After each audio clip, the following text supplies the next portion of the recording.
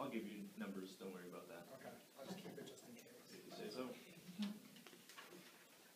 From the 850,000 people that died in the Rwandan genocide, to the thousands of people who were amputated and raped in Sierra Leone, the UN has systematically ignored the worst plights of the human condition, have kept on insisting that they're learning from their mistakes, but allowing the same problems to happen again and again. We're going to demonstrate to you on Proposition Bench that the UN has failed in 3 different constructive arguments. First of all, I'm going to establish the goals of the UN. Second of all, I'm going to talk about the failures of the UN and why they're directly linked to the UN's existence. And lastly, Matthew's going to talk to you about why the UN prevents other, better organizations and structures from existing. Before that, I'm going to lay out the definitions and the model for this debate. So what are the definitions? We're going to define this House as the international community, and we think that the has failed is something that's, we're going to talk about the criteria of having failed later on in our speech. In terms of model, we think that this is simply a values debate. We're simply evaluating whether or not in the past conduct the UN has been successful or not. Let's move into the first constructive argument on Proposition Bench, the goals of the UN. We're going to claim to you on this side of the House that the goals that they have provided for you have demonstrably failed. So let's talk about the actual goals. So the first goal provided in their own charter is the maintenance of international peace and security. We think that you can actually simply sum that down to having the UN being responsible to try and reduce war as, when it has the power and opportunity to do so. The second criteria that they set out for themselves is to develop friendly relations among nations. We think we can simply sum this down into getting compromise for groups that otherwise wouldn't negotiate or talk. Lastly, they put in the charter that they want to achieve international cooperation in solving international problems of humanitarian, social, or cultural nature. So we think within that respect, we simply want the UN to be able to lessen the likelihood of human rights abuses and improve the countries whenever they can. We think that obviously the UN is obligated to fulfill these duties, not just because they set it for themselves, but moreover, simply because they're the only institution that exists to solve these problems, and they're blocking other newer institutions from being developed by their existence. Okay, let's move into the second argument about organ failure. I'm going to talk about specific organs that exist within the UN and how they've all failed the criteria that we have set for them. The first organ that I'm going to talk about is the General Assembly. We think that the General Assembly has a lack of ability to influence other nations due to internal conflicts that they have. Let's talk about this idea a little bit. We think that the General Assembly actually almost always fails in these situations where they want to get negotiations between countries or to successfully resolve issues because they have countries with conflicting agendas and different interests trying to negotiate in a structure that's inherently flawed and based on compromise when they're not willing to gain compromise. What this actually means is that when they try and pass a resolution, it's not likely to be passed. In fact, in the majority of circumstances, the General Assembly doesn't pass motions that significantly help people unless it's something that's so obvious and within the agenda of every nation. But we think it's very rare that those actual kinds of issues happen where every single country agrees on them, and the vast majority of circumstances, you're going to have gridlock on the issue and no agreement because these countries have conflicting interests. Second of all, let's talk about the Security Council. We think that they have an inability to come to a conclusion about interventions and helping deal with issues of military nature or a humanitarian nature. Why? Essentially because there's a veto power that exists within the UN, within the United Nations Security Council, which means that when you try and pass a motion, a country within the United Nations Security Council can strike it down by simply using the veto and saying, we don't want to pass that. So even if 4 of the nations on the UN Security Council want to pass a motion, 1 country is all it takes to try and strike that down. And we think, yet again, the United Nations Security Council suffers from the systemic issue of always catering to countries that do what they want to do, rather than trying to gain compromise, right? It's the same issue as the General Assembly, but exacerbated because the veto exists. That's why you can't come to conclusions, right? The veto makes it so that a certain country's interests will always be maintained if they want it to. Lastly, let's talk about the Economic and Social Council. We think that they don't work because they lay out plans which no one follows, and they don't stringently enforce them and do it in an efficient way. They're such a large and disorganized body, and they're trying to put their finger in so many pies that they can't efficiently deal with many of the humanitarian crises that face us today, right? Like hunger in Sudan, where they couldn't successfully give aid to the individuals who lived in Sudan simply because the structure wasn't accommodating, because it's too difficult to deploy different missions at the same time. Or you can talk about the peacekeepers in Haiti, who actually were convicted of raping girls that they're trying to protect and thieving aid from the infrastructure because the infrastructure and structure of the UN is too large to properly keep accountable. We think the UN has demonstrably failed because they have not met any of their criteria, and in fact have exacerbated harms because they created a gridlock that exists within a system that simply says, well, this gridlock is fine because we're the world government. We're very proud to advocate for the people who have died and people who will continue to die until we broker a successful solution, not the UN. Thank you. I now stand open for cross-examination.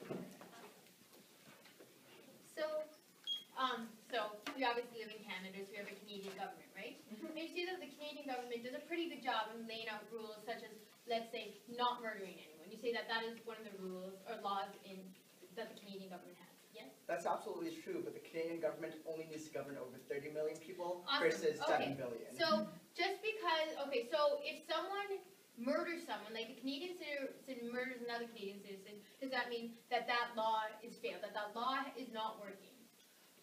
No, but if many people do and none of them get convicted until years later, we think that's massive. Okay, failure. but you think that even in the smaller scale, in this national scale, that still happens, where Canadian citizens are breaking the law, you would say, yes. Some are, and we think that the government has failed if they're not doing what's in their power to stop that. Great. Okay, so have you ever made a mistake, Jason? Obviously I have. Yes? Okay, so would you go to even farther saying that every human being has made a mistake? I'm perfectly fine with saying that. Okay, so then do you expect an organization run by humans who make mistakes to be perfect? Yes, but I don't think 850,000 lives should be the cost of a mistake. But you would still agree that because it's inherent that we as humans fail, that if they made an organization, there would be mistakes along the way? Obviously, but if they repeat the mistakes, thank you. then that's failure. So do you believe that countries have sovereignty? Yes, sometimes. Yes. There are conditions. Even though, let's say, the countries that are in the UN, even though that they are in the UN, they still have sovereignty. Do you not believe that once they're in the UN does not mean that they don't have sovereignty anymore? They are coming in still with their sovereignty. They have sovereignty until they violate the rules of sovereignty, which means you can intervene in that country. Okay, but you still, yes, you agree that countries still have sovereignty. They have rights until they do something that makes them lose them. Okay, so, and here's just another question. So, have you ever disagreed with someone? Obviously, I have disagreed with someone. Yes, okay, and you disagreed with probably a Canadian, like a Canadian who is kind of the same morals and sets morals. Yeah, okay. So, that's all of my questions. Thank you. Oh, thank you very much. Okay, I now call upon the first speaker of the negative team, Margaret Ong, who will speak for 5 minutes, then be cross-examined by the second affirmative speaker for 3 minutes. Thank you, Mr. Speaker. I want you to imagine something with me today. I want you to imagine a granddaughter, a daughter, someone who's 5. Before the UN, to think that they would live to their 6th birthday was impossible. But because of the UN and the choices that they have made and the impact that they have made, that daughter, that granddaughter, now lives to be 6. This is a huge success in which we as the UN believe is why this is a huge success that the UN has made. Or when your opponents came here today and they told you, yes, they made mistakes. Yes, because they made mistakes, they are failures. But we here in the opposition want to argue on the views of reality. The fact that the UN is being run by human beings, and that yes, even if the choices that they make and the mistakes may be more have a bigger consequence, that doesn't mean that the whole body fails. And that's what here I'm going to prove to you today. Today I have 3 points. Our case has 3 points here, and I'll be addressing 2 of them. The first one I'm going to talk to you about is the purpose of the UN. The UN has accomplished something that the Eleanor Roosevelt said may well become the international Magna Carta of all men everywhere, which Pope John Paul II said are one of the highest expressions of the human conscience of our time. On December 10th, 1948, the UN adopted the Universal Declaration of Human Rights, something the first of its kind. It said just something even more accomplishing, where now today there are 193 countries that have come together with the belief that they believe that human rights is worth protecting. We think that this in itself is a huge success for the UN today and for our world today. Or when your opponents come up today and they tell you, because there's negotiations, because it takes long to negotiate, that means it fails. We see that is just something that's inherent because you have so many countries you have to think of. We don't think that's a failure. Yes, we think that's something we can improve on, but that's not a failure that we here in opposition see today. Our worthy opponents can't undermine the significance of the UN itself. We look and they say, have they made it a better place? And we say yes. We look and the Human Security Report of 2009 by the Human Security Center shows that from the end of the Cold War, 40%, there's been a 40% drop in violent conflict, an 80% drop in genocides, and an 80% drop of high-intensity armed conflicts around the world. It even goes further to say that the Oxford University Press said that the UN is one of the main causes for why this decline happened. We see that the UN and the worthy opponents are not acknowledging the progress and what the UN has accomplished today. Even the UN itself has created its deterrent in itself. The fact that they have so many countries come together, big countries coming together and agreeing on a certain basis and setting a forum where they can discuss and negotiate is a huge accomplishment in itself. And that's something that our worthy opponents are undermining.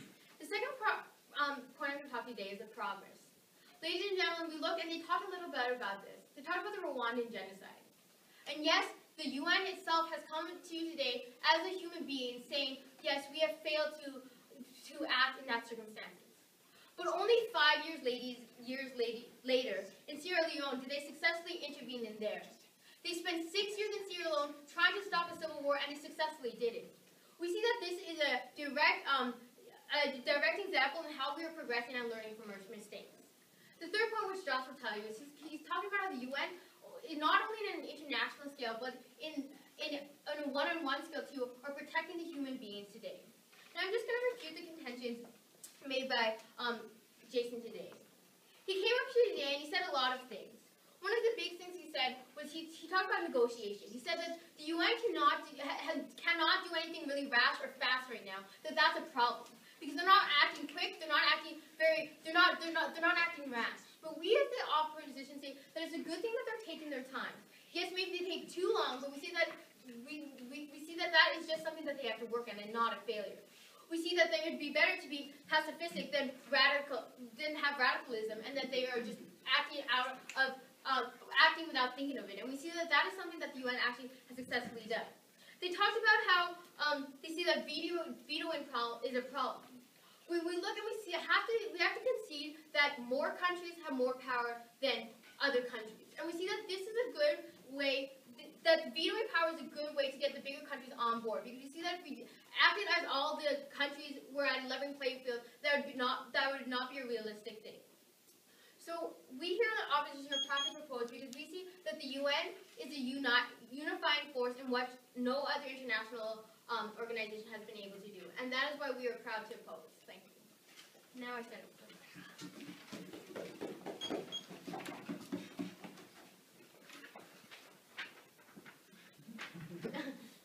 Alright.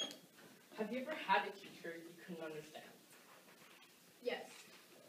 Alright. So why is another teacher not teaching the class? I'm not quite sure because they got hired to do it because they were. As the UN was hired to protect the people? No. Okay. I think that's to establish world peace. Okay, I'll move on. Okay. So do you have a kidney? Yes, I do. Okay. So if your kidney failed and nothing was done, would you die? Yes.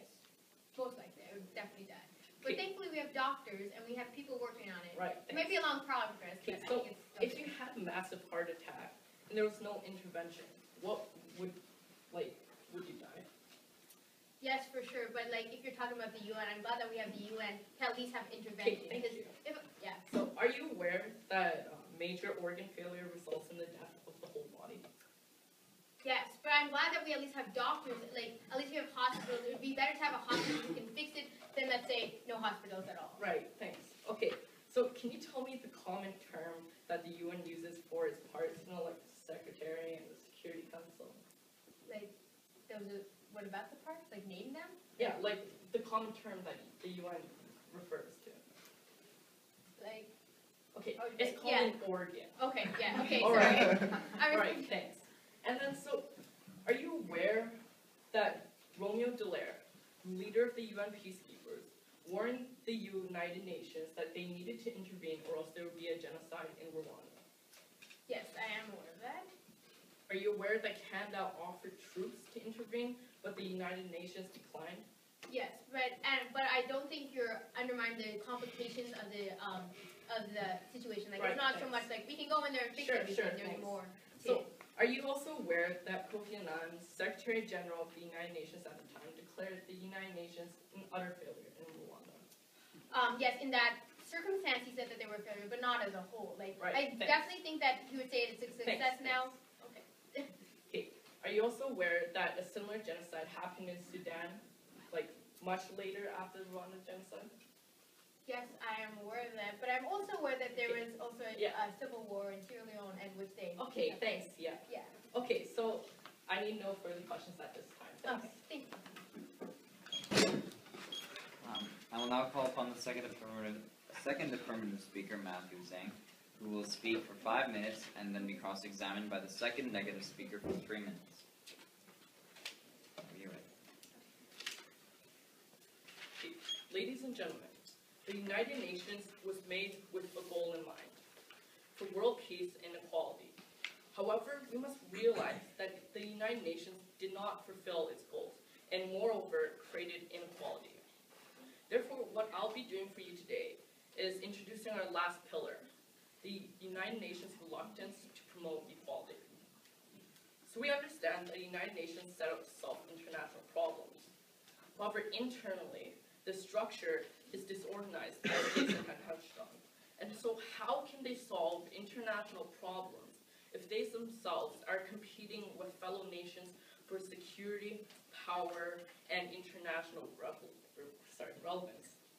Okay, we can simply see that the structure of the United Nations is a detriment.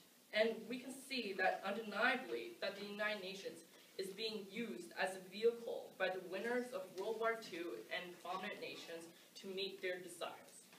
And we believe that this is a strong detriment to society and to the international community.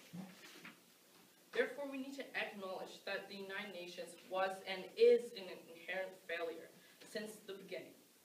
There are even solutions in the United Nations, but the United Nations was set to fail, and because it facilitates and serves the powerful nations. Okay, so there are solutions such as rotating permanent membership, or like limiting vetoes, or giving veto power to the General Assembly. However, this won't happen, and it never will happen, because the United Nations is serving the powerful nations, and they don't want equality. They're self-interested. Every nation is self-interested, and therefore that's why the United Nations will never succeed. It's human nature. Okay, so for example, pretend that you're an older sibling. You and your group of friends could terrorize your younger siblings and their friends, or pretend to be nice to them while taking their resources and benefiting off of them. In essence, that's what the powerful nations are doing. They're taking and bending the United Nations in their favor. So, powerful nations, like the older kids, are undeniably self-interested, and when applied to the United Nations, they block the creation of solutions and other institutions that can deal with a problem better through vetoes. And that's why the United Nations is fundamentally corrupt and a detriment to the international community, because the United Nations structure was made with a bias. So historically, we can see that the United Nations has made far too many mistakes to cover for the few benefits that they brought. So like, for example, the Sierra Leone Civil War, where children were being raped on a daily basis, and a quarter of the population was amputated. It is also where the United Nations had plenty of resources and armed forces ready to deploy and help. However, they decided to post a report and waited and analyzed the situation for 6 whole years without intervention. And ultimately, when they helped, it only took 6 months to resolve the problem, which proves the point that they could possibly make a difference, but they won't, because their organization, their structure is flawed. Similar things happened in Darfur, when rebels fought against the government, and the United Nations intervened extremely late. And Rwanda with the mass genocide, when Romeo Dallaire offered the Canadian troops to help intervene. However, he was ignored by the United Nations, and which shows and demonstrates a clear fail of organization. So now I just like to take a moment to clash. So basically what we heard from Margaret was that the amount of wars is going down. However, what she doesn't realize is that there's more terrorism, and there's more fighting, which isn't officially declared a war. And that's why the statistics can cover up the fact that there's less wars, whereas there's actually more armed conflict. They also talked about how we need to learn from mistakes. However, we've given the United Nations far too many chances for them to be called a success. We believe that after Rwanda, we assumed that they would learn how to handle that kind of situation. Years later, we saw in Sudan another genocide.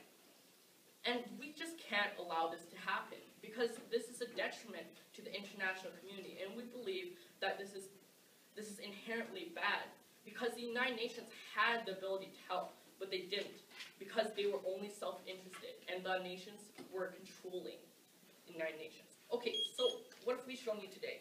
We've demonstrated that the United Nations was set to fail from the beginning, that their structure is flawed, and that they have made far too many mistakes to be called successful. And for all those reasons, we are proud to propose. Thank you. Okay, I'll now stand for cross-examination.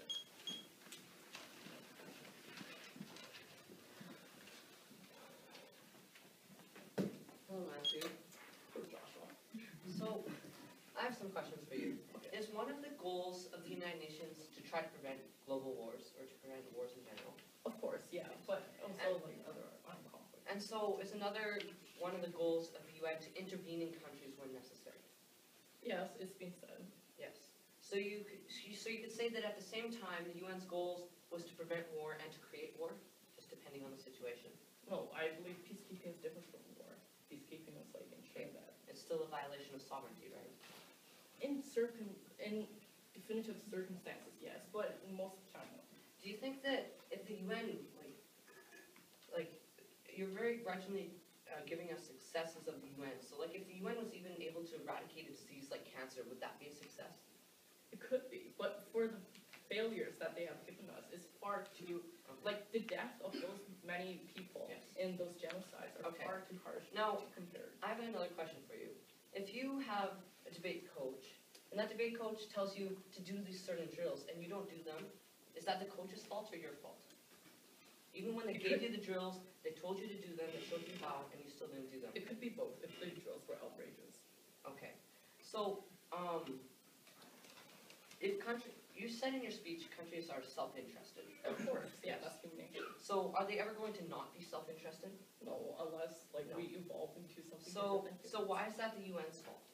Because the UN is composed of humans, So as the you UN, said, and also so the because UN was supposed to prevent big countries from being self-interested?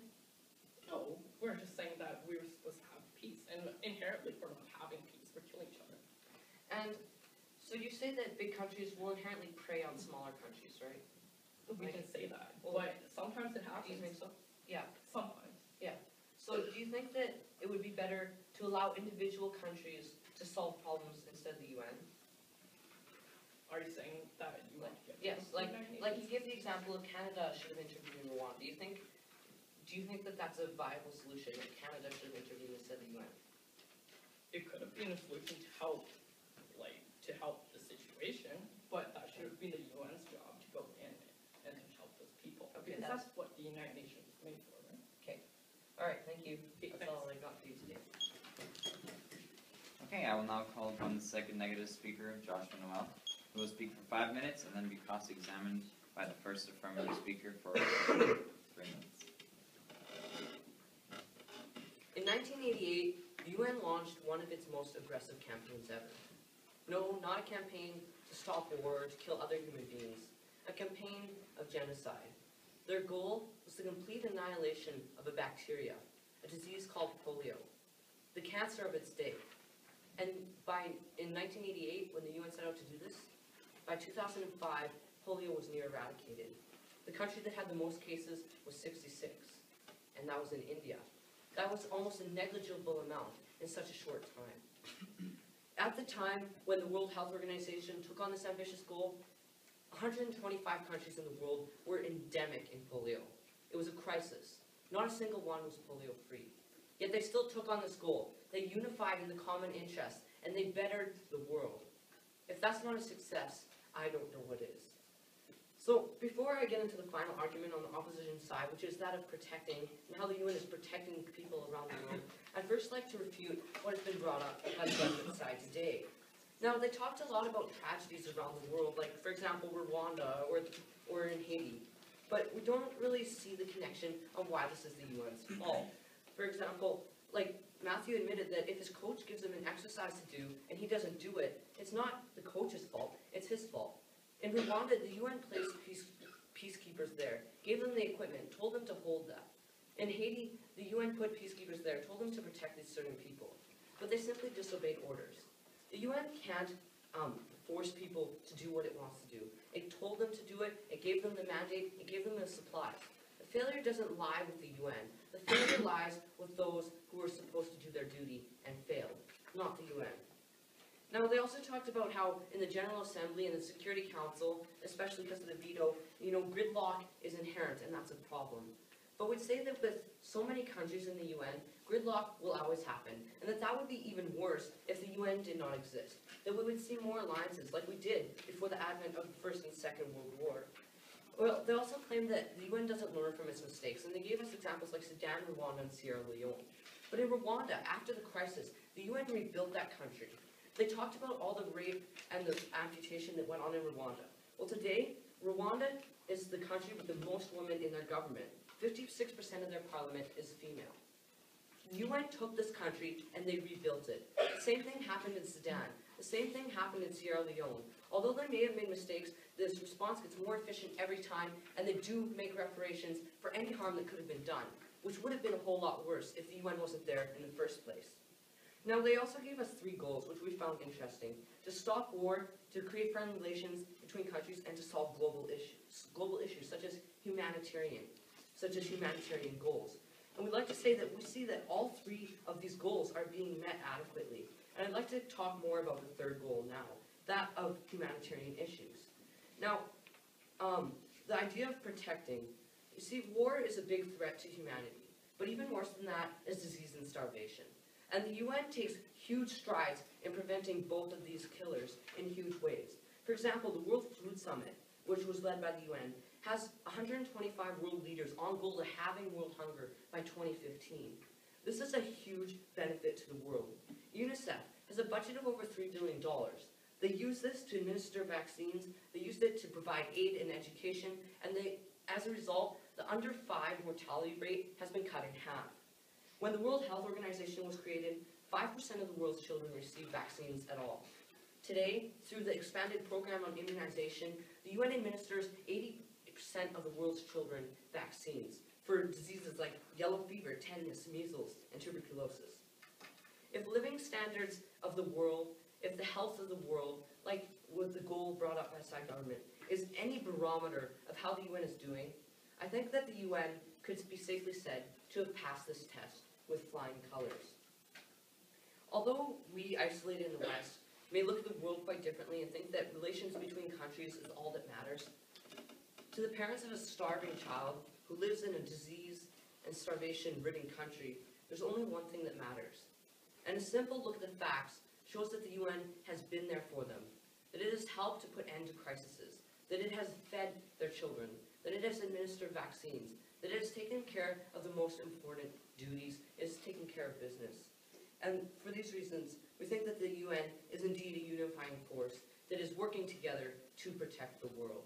And therefore, we stand proud to propose today that the UN is not a failed institution, but rather it is one of the best things that was ever made for this world. Thank you. I now stand for cross-examination. Excellent. So, I just want to ask you, were you aware that the UN had actually, in the majority of these humanitarian efforts, had organized different NGOs or different doctors to do the job, right? Are you aware of that fact? Well, of course, the UN members weren't doing it. They had to hire doctors, Yeah. of course. Okay, excellent. So you'd say that the, But it was the expanded Yes. program on immunization, the polio eradication Excellent. program that. So, did yeah. So, you say that the UN is the UN is, to be at fault or at responsibility for all these good things that happen because it organized it, right? Yes. Okay.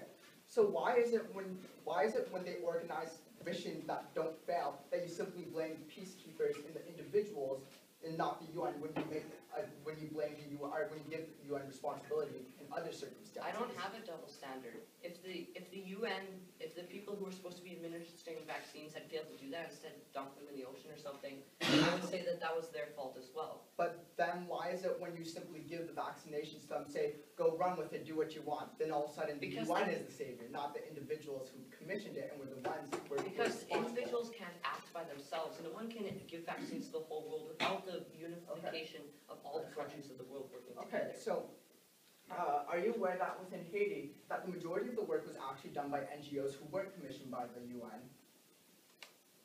Yes, and that's why Haiti is still in a bad way. Great. It's still in a bad way, or has? Yes, Canada recently had to withdraw its funding. But in your speech, you said that they did an excellent job. Why has it changed now? I didn't say that. You mentioned Haiti and talked about the great job that the UN did. No, I just talked about Rwanda, Okay. Sierra Leone, and Sudan. Okay. So let's move on to another question. So I just wanted to ask you: is it right for a police officer to keep drugs from a drug bust? Well, I don't know for sure what the standards are for that, for Okay. sure, but I think it would be justifiable in certain circumstances, like if he had sufficient authentication. Oh, or what if he used it privately for himself, recreational use? That's legal. Well, that would be wrong. Okay, so would you say that the police officer should be punished by the police station if they found out?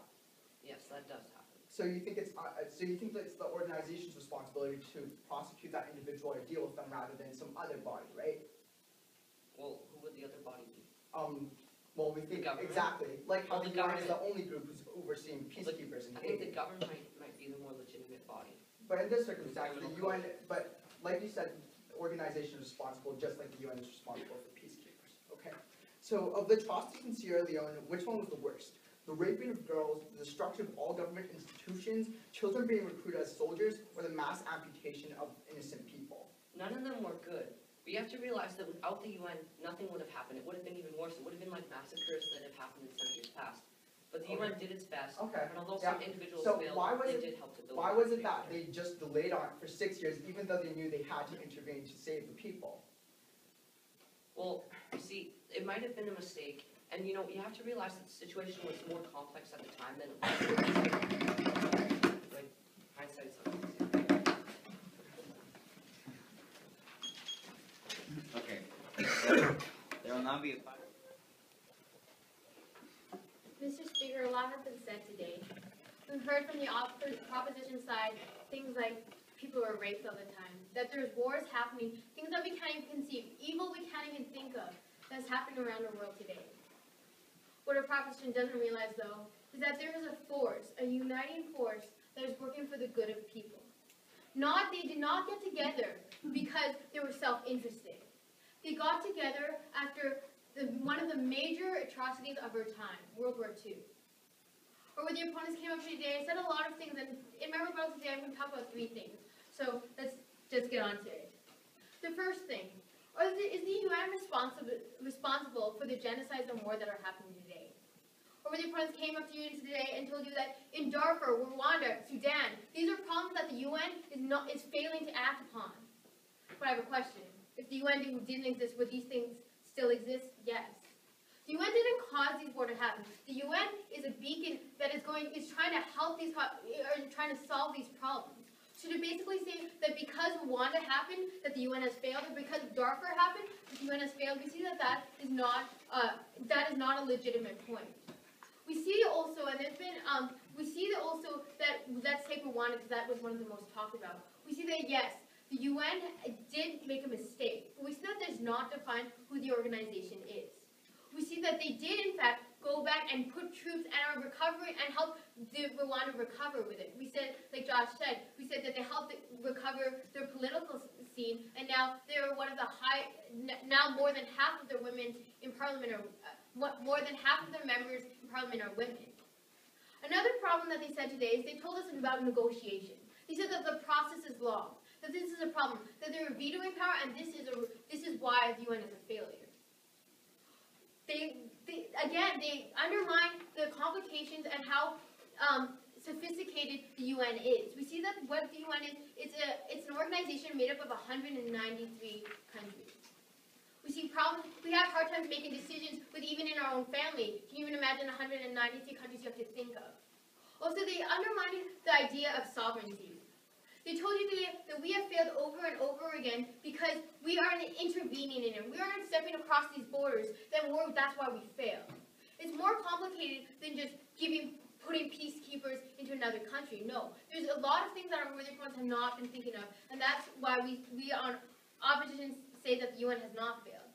The third point I want to talk about is the world a better place because of the UN?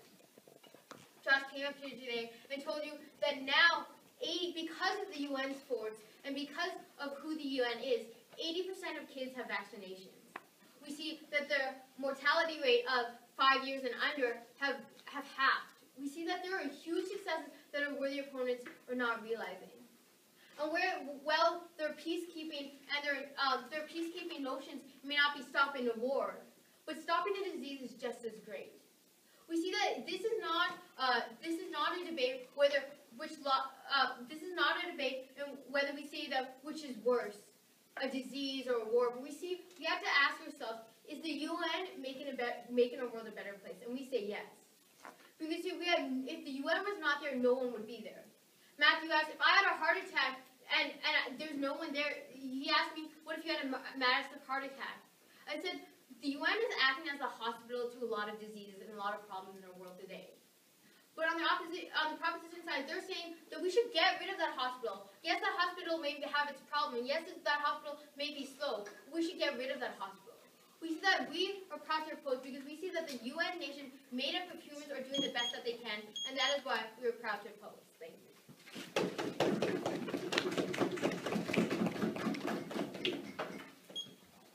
Okay, I now call on the first affirmative speaker to deliver the affirmative rebuttal for 4 minutes. Side opposition acted as if the UN was some omniscient being, some kind of god who dictated how we did things in the world, forgetting the fact that the advocates for polio, the ones who started this solution towards change, was not the UN as a single body, but Western African nations who said, look, UN, we need a solution to this. We think that would have been accomplished whether or not there is a UN, because the UN requires the cooperation of the member nations, right? The cooperation of the member nations happens whether or not there's a structure there, or whether or not there's a structure there. And when they ask you, well, look, who would solve Rwanda if the UN didn't exist? Maybe the Canadian peacekeepers who offered help but then were rejected and prevented from entering by the UN. They asked, well, who's going to provide for Rwanda after the genocide? What happens when the genocide is over and there's no one there to help them? And yet again, we saw Western nations advocating for protection of those countries, advocating for sending NGOs in there and trying to get change happening. The fact is, all the benefits that the UN has are not directly from the UN. They're from member nations who would do the same elsewise. But all the harms that come from the UN are directly from the structural issues that block solutions from being implemented. So there are three different questions that this debate falls down to. Firstly, is everything the responsibility of the UN? Secondly, do we have other options? And thirdly, did they fail their obligation? Let's talk about this first idea. So what they essentially told you on their side of the house is, look, the UN existed, good things happened. Obviously, the UN must have caused it. We don't think they actually proved to you why the UN is the direct cause.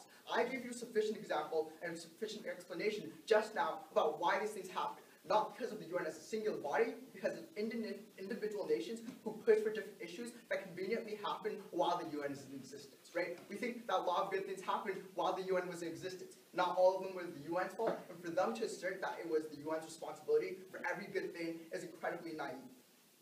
More importantly, we say in a lot of these situations that you're going to have a problem of the UN blocking solutions from actually being implemented, like we saw in Rwanda, where the UN knew fully well about the situation, or in Sierra Leone, where they knew that they needed to intervene, and they waited for 6 long years and allowed more people to die while they twiddled their thumbs. Second question of this debate, do we have other options? Now, Matthew addresses this in his argument, right? He talks a lot about why there are alternative solutions. We think that if they say that this hospital is enough, and this hospital is like servicing 80% of the people, we should go with one of the solutions that Matthew talked about and service 100% of the patients, right? We think that's always a benefit to get more people helped. And we think that the structural failure of the UN prevents that from happening. But what Matthew very clearly establishes to you is that you should institute establishments or have solutions that actually are even, that are equal, that cause the best solutions. Just because the UN exists and is doing some good things doesn't mean that we should try and look for alternatives that can be better. They set the false dichotomy to you that it's either the UN or nothing.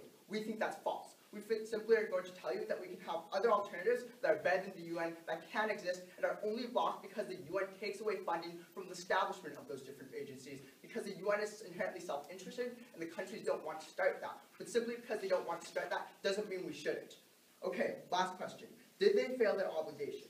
We ultimately told you that they made too many mistakes. They said, well look, they're learning from their mistakes, despite the fact that there is this genocide in Rwanda, despite the civil war in Sierra Leone, despite this genocide in Sudan.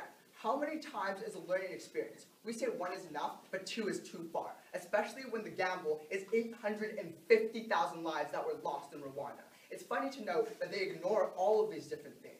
They ignore the fact that they simply turned a blind eye to all of these people. They ignore the fact of all these things and simply say, well look, what has the UN done? They've done lots of good things that weren't necessarily even caused by the UN. That was their case. When it comes down to it today, what are you seeing on both sides of the house? Proposition told you that all the good things that the UN does is possible without, but all the bad things that happen from the UN, that's intrinsic to the UN existing. And they simply told you, well look, there's benefits from this situation, that's great. What we proved to you on our side of the house is why our solution provides for the people the most. We want a hospital that services 100% of the population, not 80. Thank you.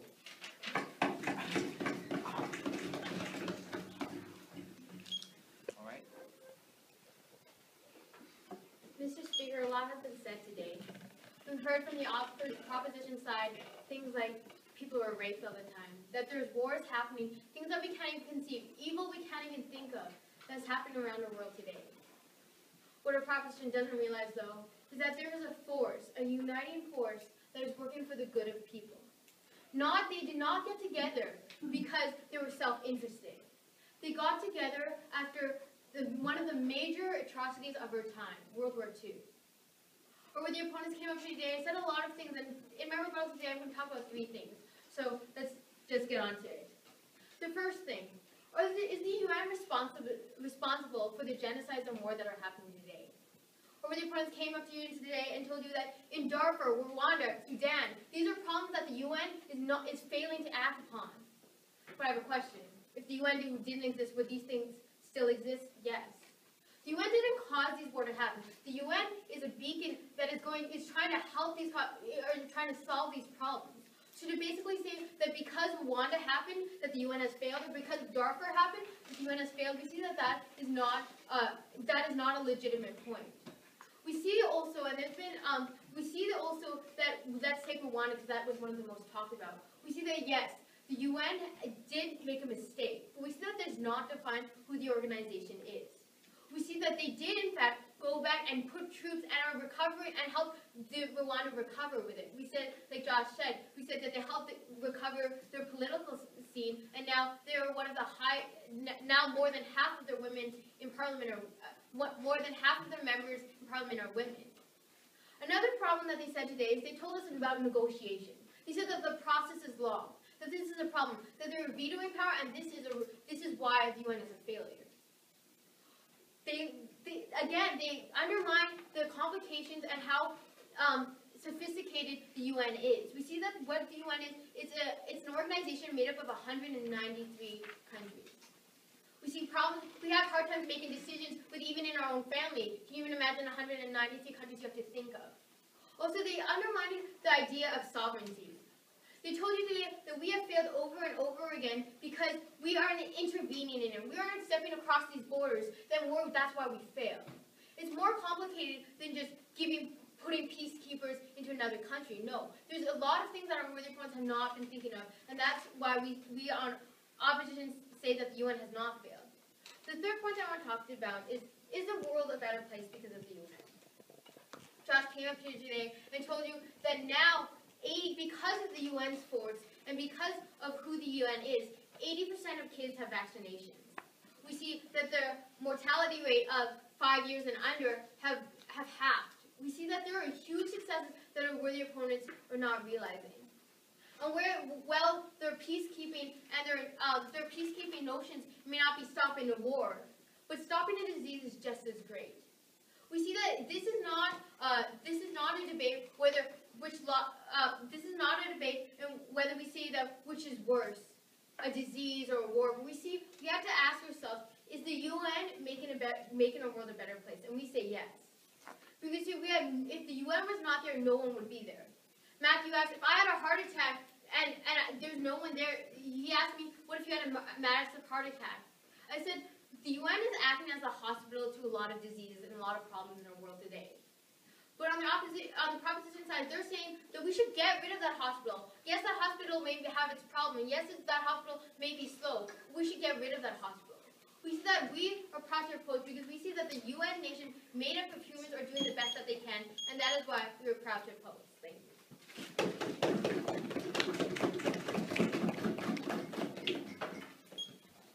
Okay, I now call on the first affirmative speaker to deliver the affirmative rebuttal for 4 minutes.